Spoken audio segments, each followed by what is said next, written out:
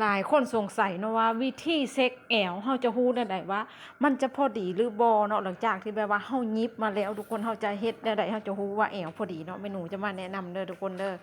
ก็คือวิธีซอกแอวเนาะมันจะบ่ยากทุกคนหลังจากที่เฮาไปยิบเก็ดแล้วเนาะเฮายิบเก็ดแล้วทั้ง6เก็ดแล้วก็คือเฮามาเบิ่งตามสูตรในปึมของแม่หนูได้เลยเนาะสูตรในปึมจะมีอธิบายแบบละเอียดทุกคนก็คือจะเอาแอว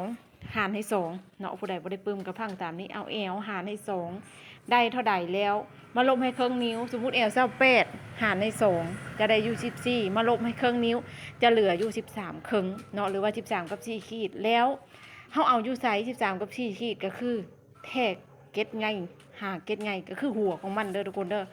เพราะว่าปลายเก็ดมันจะเป็นท้ายหัวเก็ดมันจะเป็นแอวเนาะหัวเก็ดไงหาหัวเก็ดไงจะเป็นแอวของลูกค้าทุกคนขอย้ำว่าแอวลูกค้าตอนที่เฮายังบ่เข้าหัวต้องให้ลุดจากตัวจริงเครื่องนิ้ว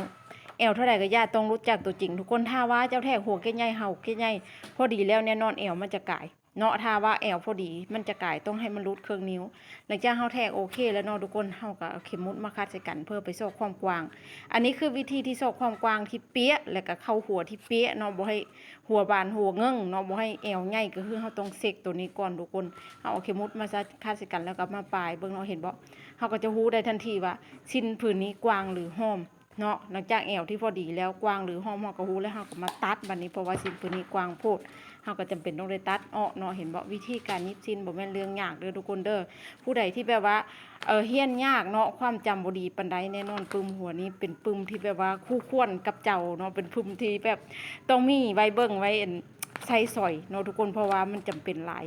มันสร้างความจืดให้เฮาแล้วก็วิธีเข้าหัวกันรีด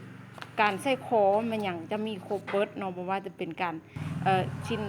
หัวก้อยแบบนี้นะและก็ขาดบ่ได้เด้อทุกคนเด้อการบำรุงหน้าเนาะเป็นสร้างยิบเครื่องก็สำคัญในทุกคนความงามต้องมาก่อนเนาะอันนี้คือเซรั่มเด้อตอนนี้เด้อหน้าเด้งหน้าเด็กทุกคนอยากหน้าเด้งหน้าเด็กเนาะแล้วกินหอมหอมก็คือทาเซรั่มเอ็มเก่าเนาะ1แถม1ปกติขวดนึงก็190 บาทแล้วตอนนี้มีโปร1แถม1เด้อ190แล้วก็สบู่น้องส้มเนาะผู้ใดที่มีปัญหาเรื่องเป็นสิวเนาะหน้าสิวหน้าอุดตันหน้าบ่เซาบ่ใสหน้าบ่เรียบบ่เนียนก็คือจัดโปรแบบนี้เลยจ้ะสนใจสั่งได้